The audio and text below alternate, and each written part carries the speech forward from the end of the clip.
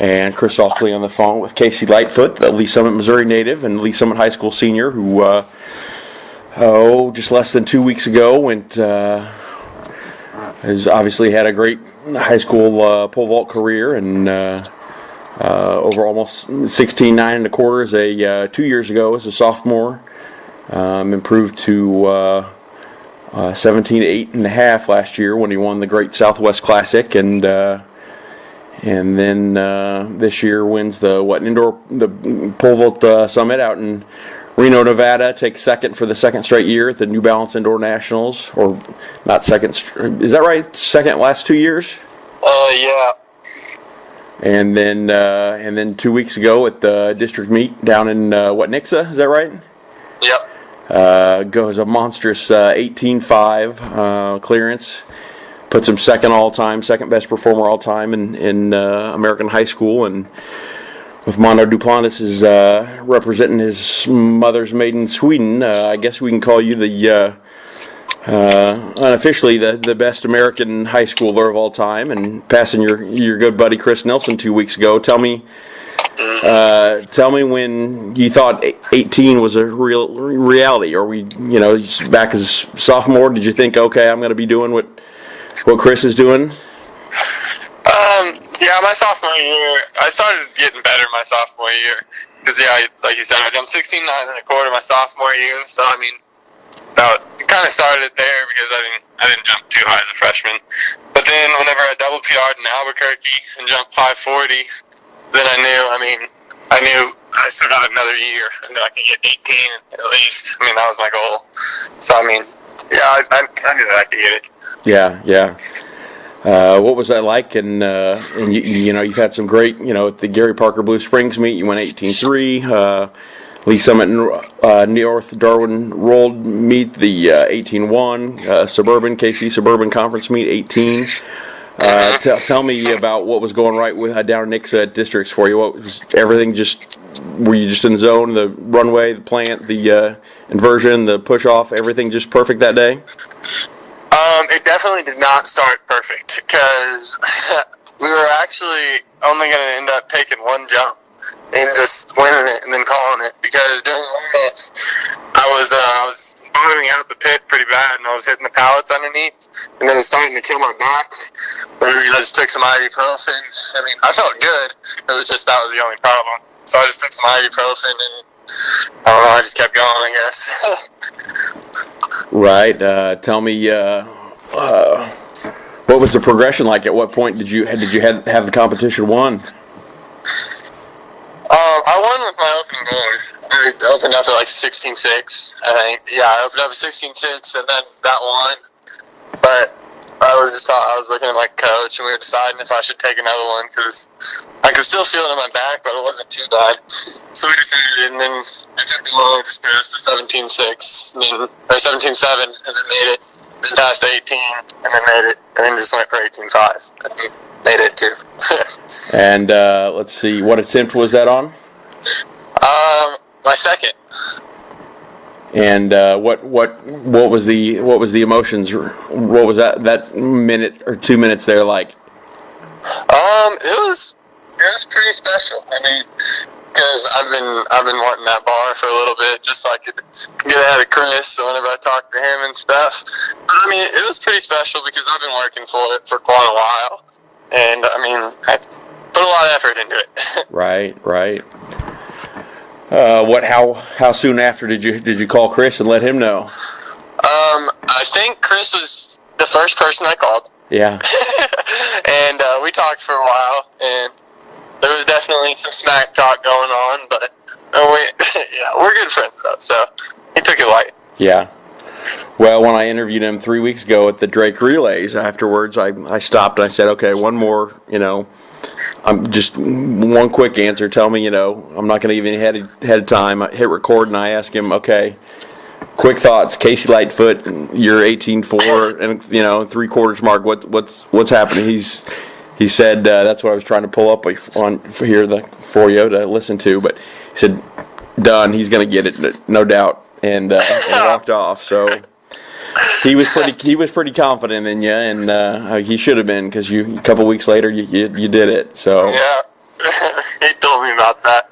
And we talk all the time. I mean, Yeah. so I mean, I've sent him a few videos recently. So I mean, I think we both knew a pretty good chance at it. And tell me what it's like to be, not just the second best high school performer in America, but I mean, you're world class right now as a high school senior. What's that like? I mean, I still feel like I just still feel like a high schooler. I haven't gone to any huge meets yet, so I mean, you're just still riding out the high school days right now. Yeah. Well, what are the benefits? What are the big things that you've gained from New Balance Indoor and Outdoor Nationals and the Pole Vault Summit and the Texas Relays? What have that big time meet? Has that given you confidence that you can really compete with the best in the country, whether they're high school, college, or professional? Yeah, definitely. Like New Balance and stuff, they're high school meets and like Texas Relays, of course. And I mean, I compete at those meets the best high school athletes in this, and we're all good friends. And we talk, and I've won a couple of those meets. I know I can compete nationally with high schoolers, but then I went to USA's indoor. Right. I was the only high schooler. Exactly. It's a little different situation, but I definitely think I can get there and compete with the elite level pretty soon. Right, and I'm sure you're already that. I'm sure you've already got a qualifier, and I assume you're going to try to go with both the USA Juniors in Bloomington, Indiana, and then maybe the seniors in Des Moines next month. I hope. Yes, that's our plan. Okay, yeah, it's really sad that they split them up this year. Usually they only split up the meets during the Olympic trials year, but for some reason they're going to make me make two different trips and you the same. So, but well, obviously setting a state record and number 2 all-time high school mark is something special. But Chris is 17-7 state records still out there. What is that the goal for Friday? State record's only 17 right now. So oh, okay, yeah. Chris may be getting another phone call here pretty soon on Friday. Yeah. Well, and then besides USA's and USA Juniors and Seniors, what's the plan? Try to do any other street vaults or go into any other big postseason meets? Yeah, I'm sure I'll do a couple different street vaults, but the week next week or 2 weeks or whatever it is, I'm going to Albuquerque again for Great Southwest. Great. So that'll be fun. Yeah. And as you keep improving over the last year or two, or even the last couple of weeks, what's the one or two of the biggest things that you're really focusing in on and trying to improve on to, take it to that next level? Has it been plant takeoff? What's one of the two things that you're really focusing in on there? Right now I'm working on left approach. So say that again. You cut out there. I'm working on my 9 left approach. Oh, okay. Right now, I haven't done it too many times, but I've since I moved back to it, I've jumped 18 or higher 7 times. So yeah, doing something right. So how far back is that? Do you know how many meters back? How many meters that is? I don't know how many meters it is, but it's about 135 feet. Okay. Well, and talk to me about the college decision. I know, obviously, your club coach, Todd Cooper at Just Vault. You said you saw him for the last time tonight. Obviously, he was a great, Excelsior Springs native and had a great career there and coached there for a while. I assume he had some influence and followed his path and some good coaching and some great facilities down there. Tell me about how Baylor became the best place for you. Obviously Todd went there, so I mean I was already adding it a little bit. But their coach right now is Brandon Richards, and he's got a son, Riley Richards, and I've known them for quite a while. So I mean it was like I already knew people there, and we talk all the time because I've jumped with Riley for years now. Right. And then whatever, obviously they have almost anything that you can think of. because it's just a really nice school. Sure. It was pretty easy to connect with everyone. So it already feels like, on my visit, it already felt like I belong there. Right. Uh-huh. And what as your last competition for Lee Summit and wearing the black and gold this week on Friday? What is that? Is that hard to believe that 4 years will be gone just like that, or is it feel like it's been a long time and you're ready to move to the next level? I personally think I feel like I've been here for long enough, and I definitely think I'm ready for the next level. So it's not too heartbreaking or anything. There might be some feelings, but for the most part, I'm ready for the next level. Yeah. Well, I'm looking here on the mile split database. And I see a 2013 result. Oh boy. For a Ray-Peck Middle School cross country invitational. What are the chances you suit up in the fall in the green and gold for the Bears and run a little cross country? 0. Gotcha.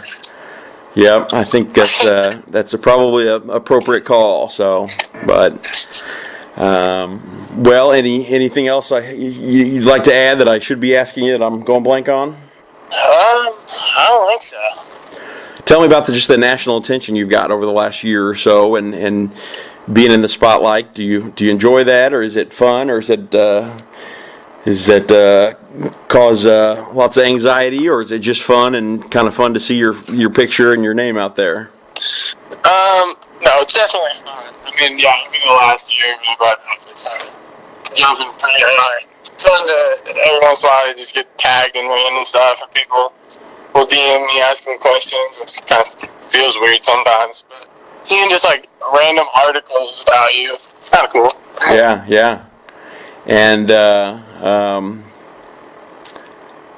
let's see, Friday, I think 3 p.m., 3:30 p.m.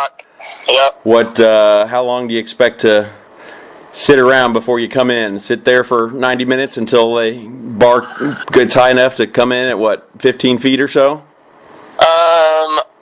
Yeah, I'll be waiting. I'll probably come in, depending on the wind, weather. Right. I'll probably come in at 16.6, and then hopefully my second jump, I'll just put it at 17.1 because I'm sure I'll be the only one in. Sure. And then I'll just break Chris's record and just keep going. Yeah. Well, I know the fans would love to see you put on a good show, even and break that record and go even higher, and so. And then lastly, what's that feeling like of for us that were track and field athletes but never got off the ground? What's that sprint inversion? Flying over the bar and then falling back to the pit. What's that feeling like?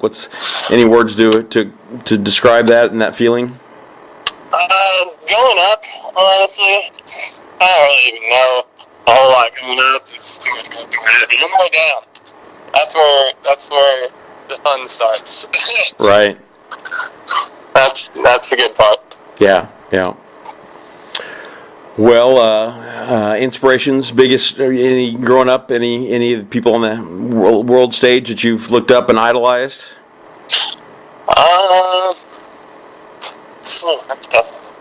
I always watched Renault. Yeah. Frenchman, the world record holder. I always watched him.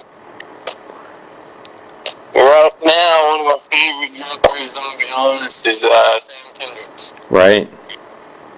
Yeah. He's super cool, and we were talking for a long time at USA's indoor. He's just a good guy. Yeah. Yeah, not only do I think you were the only high schooler in that vault competition, but I think the whole meet at USA Indoors. What was that feeling like? Was that intimidating at all, or was just a boost of confidence to watch how those guys do things and kind of just soak it up? I don't really think it was intimidating because, they only took 16 people and I made it on the list. I don't know, but I mean, I felt young, of course, because well, I was, but I mean, it just felt like another competition. Yeah. Well, it's been fun to see you in person and see you online and seeing the results come in and just doing some amazing things. So appreciate you sharing a few minutes with us and good luck. Have a safe trip to Jeff City tomorrow, and we'll see you hopefully flying high on Friday. Sounds good. All right. Appreciate the time, Casey. Thank you. All right.